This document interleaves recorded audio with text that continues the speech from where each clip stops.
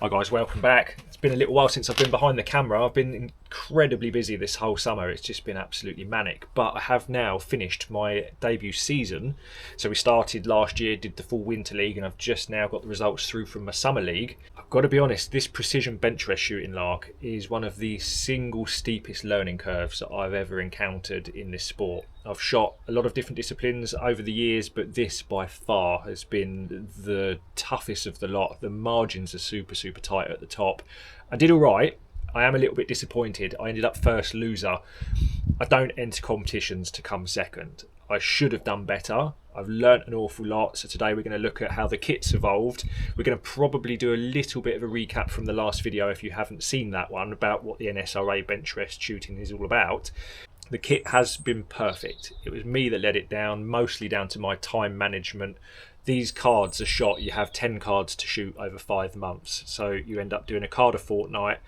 It's been really testing for me, and it's highlighted some issues that I've got in my timekeeping, the way that I've been practicing, or the lack of. I've had very little time to train. Did come second overall in Division 1 though, so Division 1 is the top in the AR25 category. The Winter League, I first started in Division 3. That was what my average cards that I'd shot put me into Division 3. Well, I promptly won that with a convincing lead, beat everyone in Division 2 and came second overall in the county. And I've done the same again. And the same chap beat me in the Winter League, he's beaten me in the Summer League. However, the top 3 shooters in Division 1, myself and 2 other chaps, we all scored the same. So it ended up going down to the X count, which is taking the very centre out of the target, which I then got knocked into second. So certainly not too disappointing. However, I had a really bad round. I made some absolutely, in fact, there were monumentally bad mistakes on that card. So we're going to cover all of that. Hopefully I can give you some tips. I've picked up some really interesting stuff along the way, and going forward I'm really hoping to improve my scores. So let's get into it, shall we?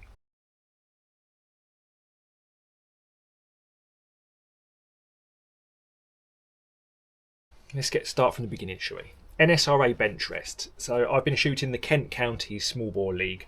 nsra bench rest is a bit different to the world's rules stuff. It's generally shot with much more simplistic gear. We haven't got any of the fancy rests or anything like that. This particular league is the AR25, so that's shot usually indoors, depending on club facilities, on a target that looks like that. Now this is just one of my old sort of practice targets. So you get 10 shots per card. You're going to be shooting a card a fortnight over 5 months. So you'll end up with 10 cards to shoot, 10 competitive cards, which will give you a maximum score of 1,000. Now, the reason this is quite interesting is because unlike a lot of the other disciplines where you've got these big fancy rests, this is shot completely out of the shoulder. So it really does highlight any sort of poor trigger technique. You need to be on point with your heartbeats and things like that. It suddenly means that actually you don't necessarily need really expensive equipment to get started, because 99.5% of these scores are going to come down to you and me as the shooter. It's always pilot error, really. If you have just a basic rifle, let's say you've got a basic pest control rifle, or just you enjoy plinking in your garden with an entry-level rifle, it does not matter. The nsra is pretty good actually, in fact, because you'll shoot some average cards. So even if you're a complete novice or you've never shot competition before, you'll go and shoot some average cards, and then you'll be put in the appropriate division depending on what you score. So yes, you'll see people with high-end gear. Don't be put off by that, because you will always be competing with people on a level playing field. So if your average was 85, say, you're going to be put into an appropriate division with other people of a similar average. So straight away that rules out the expensive gear. You can't really buy scores. He says that with a $3,000 rifle here, but the point is that I've worked my way up through. I would quite happily take some entry-level rifles into this competition and work my way up through the divisions, and that's really what you ought to do. You shouldn't get too hung up. Now we will of course look at what I've done to the XTI over the last year, because it's evolved a little bit. The scope's changed, the stock's changed, there's been various different little tweaks that I've made to it to suit myself. Now, I started originally, this time last year, in Division 3. my averages were such that that's where I was put. I did very well in the end. I shot, out of a total of 1,000 possible points, I shot 986 with 21 X's. Now an X is when you completely obliterate the middle circle. Now that little circle in the middle of the targets is 2mm outside edge to outside edge, so it is very small. Now the results from the Summer League, I did improve my average marginally. I shot 989 out of 1,000 and my X count was slightly down. I only shot 19 X's. Now ultimately that's down to me. The gear has performed admirably, but I let the side down because I just had no time to train whatsoever. In fact, a couple of the comp cards that I'd shot, I literally put a sighter target down the end, shot a few sighters, just checked 0 and went straight onto the comp card simply because I didn't have the time. Now, well, round 7 and 8 done. I haven't actually shot in just coming up to a month. I've been feeling pretty rough. I'm feeling pretty flaky today, but that's not too bad. I think we've got a 99 there, first shot, a bit wild, but could be worse, definitely. I'm currently in joint 3rd, and I think this might be my PB. Just had to get my act together. It's a shame the sighters don't count. That top row, that one might just plug as an X possibly, might come out, but that can't be far off. My PB in competition is 100 with 3 X's. 100 with 8 X's in practice, but as soon as you've got a comp sticker on there, everything goes to pot. It's a bit of a choppy card still, but that might pull me up into 2nd place possibly. Hope so. The chaps that beat me, they've been winning Division 1 for a good few years. I've looked back through the results. I ended up getting knocked into 2nd position, so the 3 of us in the top of Division 1, we all scored the same. We all scored 989. My 19 X's was enough to get me into 2nd position, but the 2 other chaps either side of me, they'd been winning Division 1 for a good few years, so they've obviously got a fair bit more experience of it than I have. I imagine that they're putting in these scores they're shooting fairly regularly. I let the side down, and it's entirely my fault. The gear has performed great. If you expect to turn up bi-weekly, every fortnight, 3 weeks, whatever you're going to be shooting your cards, expect to chuck a couple of sighters down there and win. You might get lucky. I've half-arsed it for this Winter League and did all right, but I am absolutely bitterly disappointed that I didn't win it. Round 6, I'll put all the results up. We're going to sort of put a bit of the footage up from all the other sort of comps that I've shot. Round 6, I shouldn't have been shooting. I'd left it late in the month to get it done. Work and everything meant that I was so limited for range time, and I was ill. I was laid up for a couple of weeks. I had to get them cards shot that evening because I just simply wouldn't have the time. If I couldn't shoot them that evening, basically I was going to forfeit the month, and there was no way that was happening. And I made some mistakes. I forgot my pellets. I did have some spare ones from the old half tins, so I've been using JSB Exact Expresses. We've done quite a lot of videos on these. They've been rattling around in the bottom of my bag. Now, not to say that I would have shot any better, I wasn't really feeling it. I was absolutely hanging when I shot it. I was basically borderline whether I should have even gone to the club at all, but I managed to get myself together. I was perfectly safe to shoot, but my mind wasn't in it, just all over the place. And I shot a 97, which is way below my average. My average is sort of 99, 98.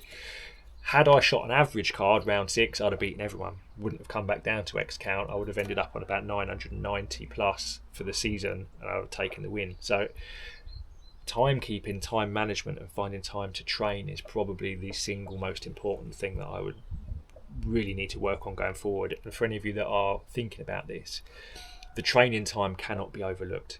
But ultimately, because of the nature of the way that this is shot out of the shoulder, yeah, it all comes down to us, our performance, working on our technique and everything else. I've got a really important tip actually, and then we're going to look at the kit and I'll show you how it's evolved over the season. Right, something that I worked out, the last 4 rounds I've changed the way that I shoot a card. Now typically I was shooting my targets like this, 1, 2, 3, 4. Then I'd have to move back, drop it down, 5, 6, come back again, 7, 8, 9 and 10 and finish down here. What I'd noticed is that when you look at a lot of the comp cards that I shot, the middle row, they would often be up a little bit and a little bit left, and it was all down to my body position, having moved across the card, then having to come make an elevation change and come back left again. Now what I'm going to try and hopefully do, I'm going to get the camera back up from the upright. We're not shooting it today, there's no backstop behind here, but I've just adjusted the height so it's as close as I can get this to what it would be at the range. just so that my gear is fitting me slightly better, just so you can see. I've actually started shooting them like this. So I start up the top left. I don't move my body. All I need to do is adjust my rear hand position to change the elevation here. So the whole point is that I end up only moving across the card once, because this bit here, moving back from here to here, resettling, going across, and again it was always moving from the right hand side of the card to the left hand side of the card. That then took me a little bit of time to get everything back focused and then work my way through. I start in here, just push my hand slightly further underneath of the butt of the rifle just to change the elevation. My body position hasn't moved. I've basically reduced my body movement and any sort of large movements that I've made to go from here to here. Then depending on which way I want to go round, I'll generally go up to this one. Now, depending on how that shot fell, whether it was comfortable or not, and my hand position, I'll either go up or down to the next one and work my way across like that. Now, it means that I'm only moving across the card once. I haven't got these large movements back again.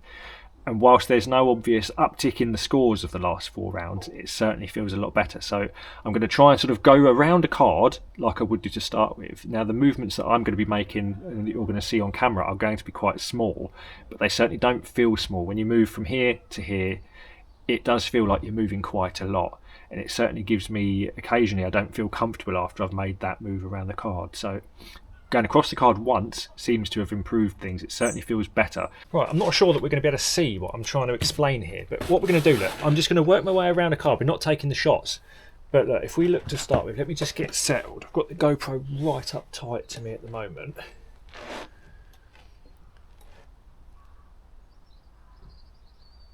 Right, so I'm on the top left one at the moment. I'll then take my shot, cock and load it, move across. So it may not even be possible for you to see it on camera. So that's on the second target. Cock and load it. Third target. Now at the moment I'm dragging my whole body slightly across the bench. Right. Now, so that's on the fourth target, so the top right target. Now generally that's not a problem, sliding myself across. But what I'm going to do now is drop down to the left middle target. So this is a bit that always struggled. I have to push the rifle away from me. So not only have I cocked it, I've had to rebuild my position. I've now moved slightly across the card. Now this is middle left. Can you even see how much I'm moving? It's not a lot, but it certainly feels like it when you're behind the rifle.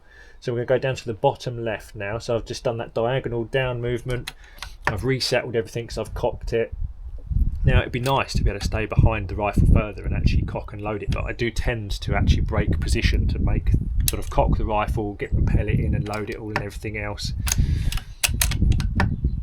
Maybe I could potentially stay further behind the rifle, maybe cock it, but I physically can't see to load it. And of course I am a dominant lefty.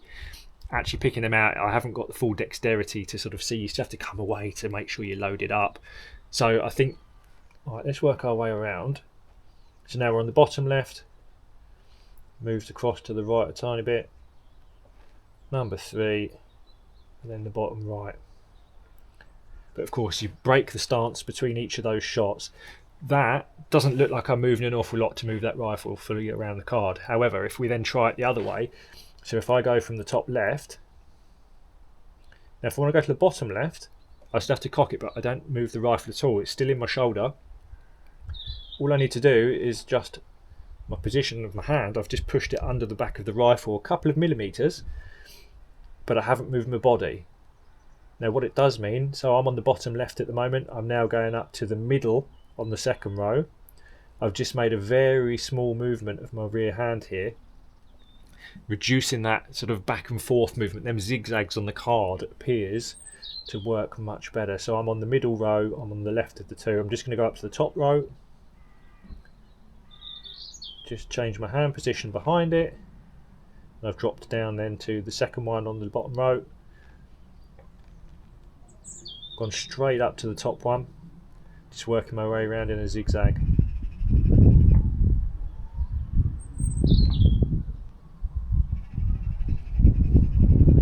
So I hope you can see that the movements are very, very small, and of course I'm not cocking and making shots between it, but just coming across that card once, whether you went from the left to the right or the right to the left, depends obviously maybe whether you're a left or right-handed shooter even, but I certainly feel more comfortable behind the rifle, and I seem to be having to move my head around a little bit less. I seem to feel more confident in my seating position by shuffling across just the once. I'm going to probably have to put some pictures in and show you what I'm doing, but I can do that in edit.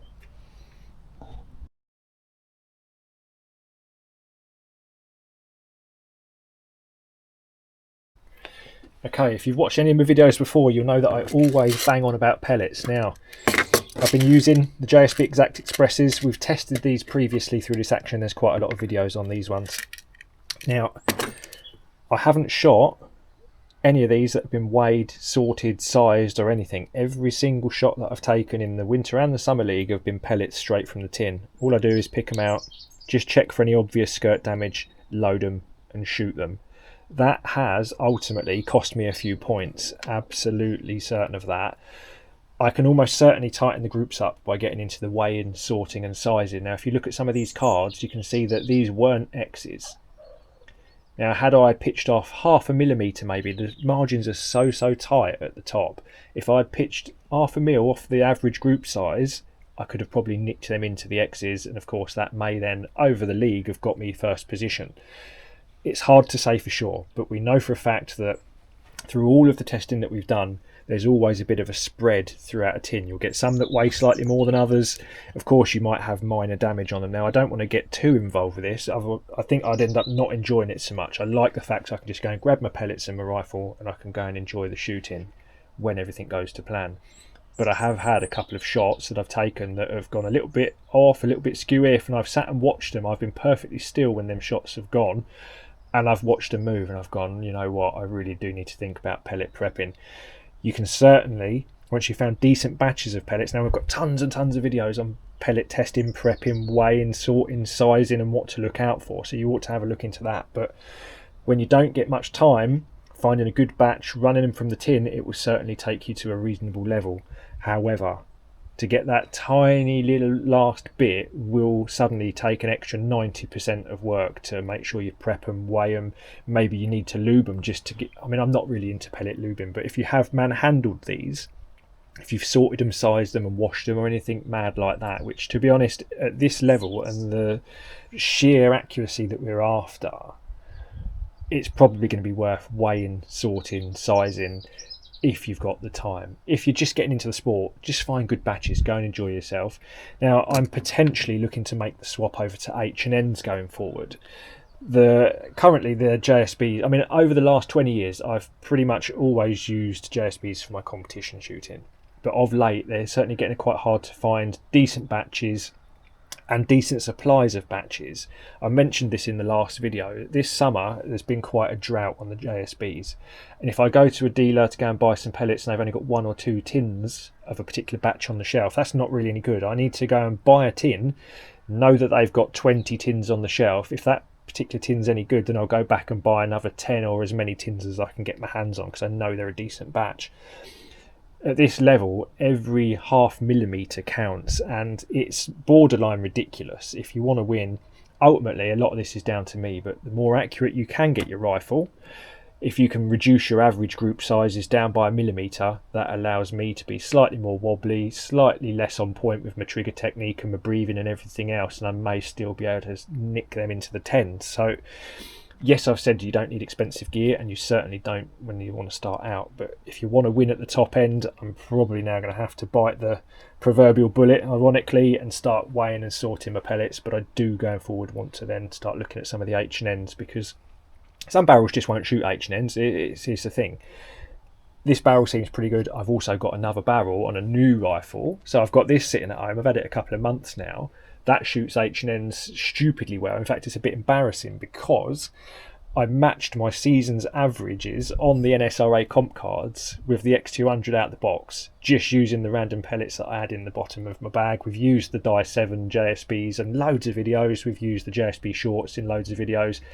And I was using that with the little vector scope. I was using it with the little vector at 14 magnification. So in first focal plane, the center dot was actually obscuring the target slightly. Took a little while just to get on 0, but actually that's performing really well. We're going to do some videos on that going forward because I'm going to chop that one up, turn it into an absolute monster. But we've got some pretty cool footage of that going forward. Maybe in a couple of videos time we'll get down to that one. Anyway, back to this. I do also now want to show you how this has evolved slightly, because of course an XTI 50 doesn't come out the box like this. It has a big hamster mechanism up on the front here. Got a slightly different cheek piece. I mean, the cheek rollover, although the cheek piece looks slightly different, it's exactly the same. I just made a slightly lighter weight one. But you can see I've got a bag rider under here now, and I've got rid of the butt hook and replaced it with a butt pad. Now I've actually got a much nicer kit for that. That'll be out soon. Currently that's on the Aliatech version, but I do want to show you this because this is an absolute beast. It's a bit of a game changer in terms of the XTIs, especially if you're looking at bench rest shooting or shooting the long range stuff off the bag. So if you remember a couple of years back when we were shooting the 100-yard plus stuff, I was using the factory hamster mech on the bottom there, and it wasn't quite wide enough, it wasn't quite rigid enough for what I wanted, so that's where this came in originally. Well, it turns out that after a fair bit of prototyping things, these were wooden. I've tried wood, I've tried 3D print and things like that, but the best option is billet alley. It adds a huge amount of extra rigidity back to the fore end of the rifle. I'm going to quickly pull this apart and I'll show you it, because this starts out as a near 3 kilo slab of alley, and then it's all machined out. It really tightened up the whole fore end of this. The stock has quite a lot of wood relieved from the inside to allow the hamster mech to go up underneath of it from factory. This ties in a lot more rigidity, 3 inches wide at the front, just under. You can see up the front here, this camera on, can you see it? Yeah, so the windicator's gone, so we've basically removed all of the FT bits and pieces off of here, paired it right back into basically a bench rest specific rifle. If we were out shooting the 100-yard stuff again, I'd want my little windicator back on here. Butt pad works brilliantly. That's actually an HFT 500 one, but I've got a kit which uses a really mad Manelli one. So you can actually add, if you've got the wooden stock, you can actually sort of add a little bit of a dog leg set up to it. It's got a ball joint, and then you've got an articulating butt pad as well. So if you need to add some lateral offset, if you want to cast the back end away from you a little bit, or towards you, you can do. Cheek pieces, I say, that's pretty much the same. The bag rider though, that's important on these. That suddenly makes that rules compliant for World's Rules or nsra. Just gives you a nice flat piece to put on the back of your hand, so you can just move your hand underneath of the bag rider to make elevation changes. Shaved a load of weight off of it. Now for nsra there is no weight limit. I'm actually now overall I'm well under the weight of a factory XTI 50. I may well add a little bit of extra weight to the front end of this. I'll show you, let me pull it apart. Right, check that out. Obviously this one hasn't been anodised, it's just been bead blasted after it's done, but what an absolute monster.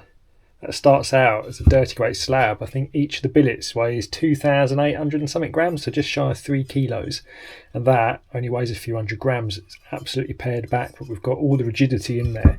As you can see on the stock here, there's quite a lot of woodwork removed to actually seat the hamster mech in there, obviously an FT trim.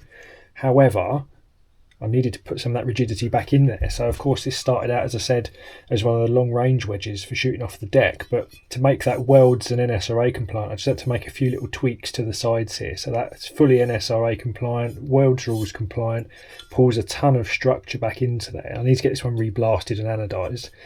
It'll be left or right handed. We've got obviously a cutout in the stock up the front here from the hamster push button, so I've just made the sides tall enough to cover that up, but it makes a huge difference. And once that's blacked out, once that's re-anodised, I mean, that's an expensive part. That takes an awful lot of machining. There's a lot involved in making those, but when you've got high-end gear like this, I certainly wasn't going to cut corners. I tried, like I say, the wood one works reasonably well off of a sandbag, it's not too bad, but when you're shooting off solid front rests, it really does need that additional rigidity in there. So yeah, absolute beast. I'm really happy with those. They're going to be out soon actually. Yeah, happy. Oh, that temperature's dropping quick. We need to get out of here soon. Right, scope wise, we made a change. I started the Winter League with the chassis version of this. It's been the same action actually that I've used all the way through. We've done a stock swap and all the bits and pieces, but I have also swapped the scope over. This is the Falcon T50i Plus, so this is their more recent version. It's a Chinese made scope with the Japanese glass in it apparently. It's one heck of an improvement over the Sentinel. Now the Sentinel is cheap, it got me going.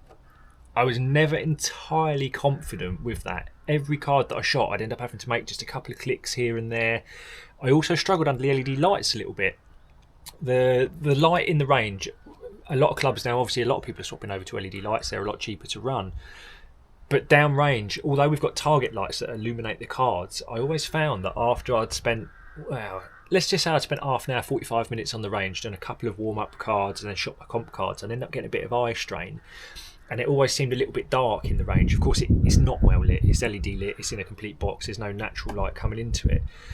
But this has been completely different. Now, whether or not it's because of the amount of light that does get to my eye, whether that's because of the larger tube, whether it's got better lens coatings, I don't really know.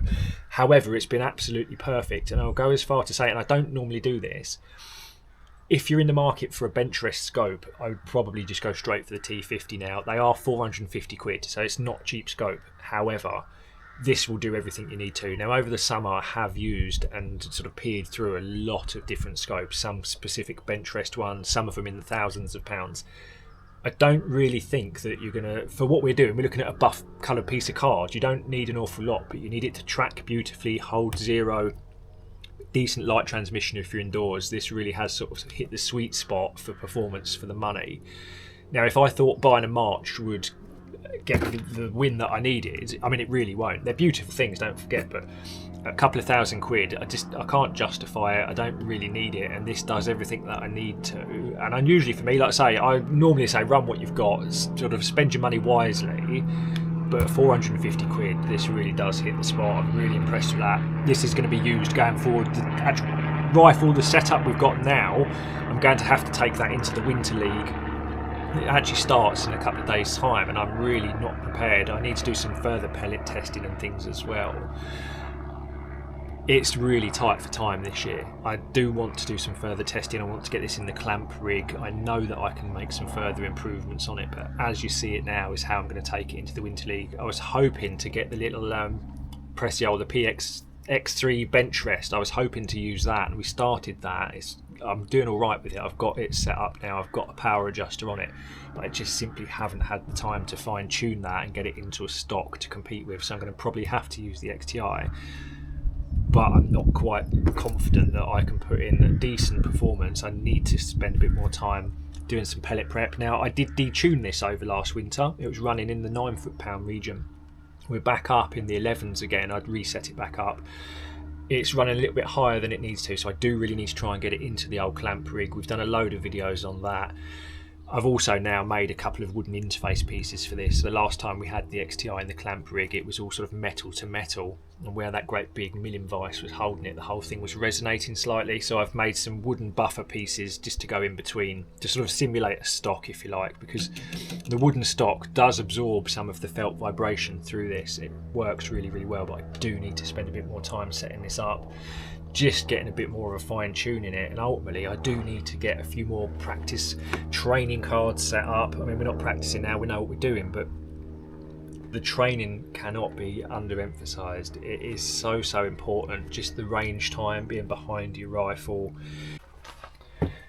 Right, this is the front rest that I made. It's really simple. Just got 3 adjustable feet on there, basically just to level it off. Got a little bit of leather on the top there, flipped the suede side up, which the rifle sits on here beautifully. It does no sort of clamping, it's not holding the rifle. It's just as well be shooting off a brick if it was level. However, the benches at the club they look like they're sort of inch thick MDF, and it's got a coating on it, maybe a waterproof coating or something like that, but it's very slidey. Now, what I didn't want to do was put some spiked feet on there. I don't want to chop up the benches at the club or anything like that, because you can stick that down with a spiked foot, give it a slap and it won't move, but I'm not into that. I don't really want to chop the benches up. I'm not sure what the best way forward with this is. I need to either add some weight to it. I could route out a section in the bottom and we could lead fill that, but I've got a feeling that I might actually have to put down, so this is one of my little pistol mats, it's just a mouse mat, but even then that's really quite slidey on there. I don't know whether or not, let me flip that up the other way, look. I wonder if, I'm not sure, maybe I need to put some rubber feet onto the bottom of these.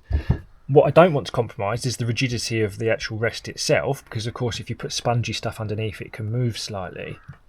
I'm a little bit unsure. I need to do something with that. Maybe even if I just put a piece of leather down on the bench and then put the rest on there, because it needs to be slightly more stable. Now it's very, very light, it's only a bit of hardwood, it's sapele, so it's strong, very, very strong, but that only weighs, well, I don't even know what it weighs, probably about a pound and a half, maybe something like that.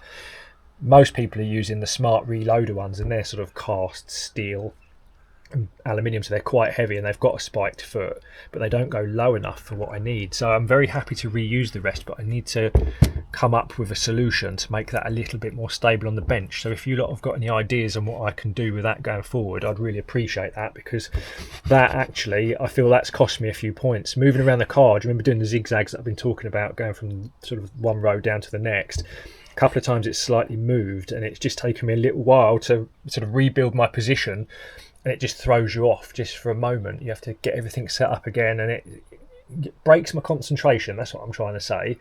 These tiny little breaks in concentration are not good when we're trying to be as precise as we need to be. So, right, let's get out of here. Round 9. Something weird looks like it's happened to the card.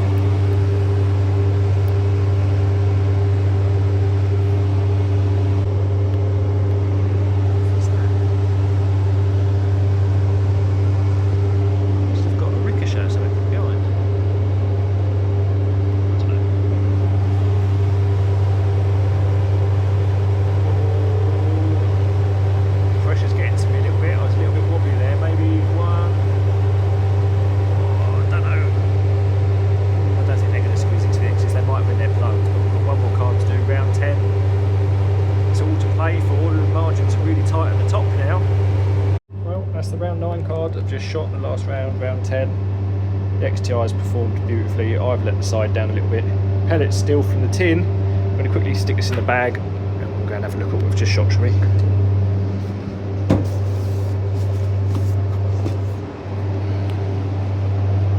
The last shot on the card was an X. My heart rate was going.